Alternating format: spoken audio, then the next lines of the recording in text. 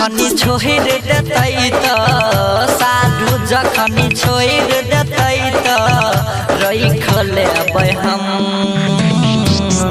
बहुत प्यार करै छियै साली से बहुत प्यार करै छियै सहाली से हम।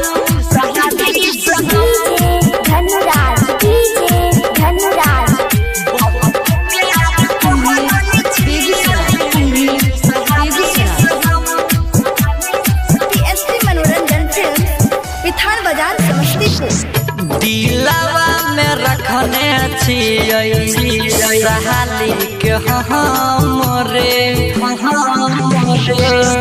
दिलवा में रखने छियै साली के हमरे।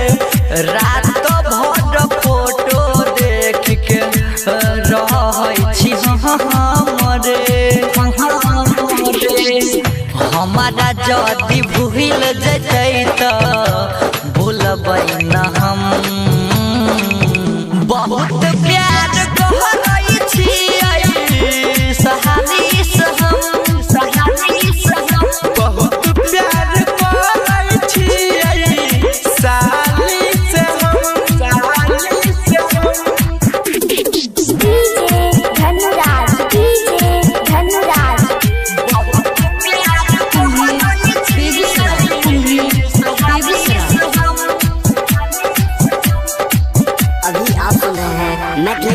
स्टेशन से गणेश राज यादव कहौ भेलै बेकार रे।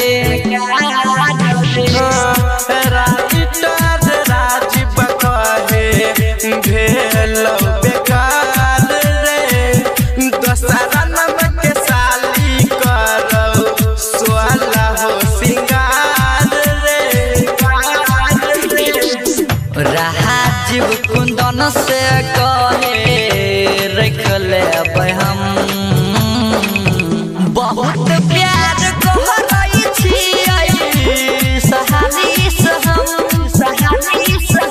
बहुत प्यार करै छियै साली से PSP मनोरंजन फिल्म्स, विधान बाजार समस्तीपुर।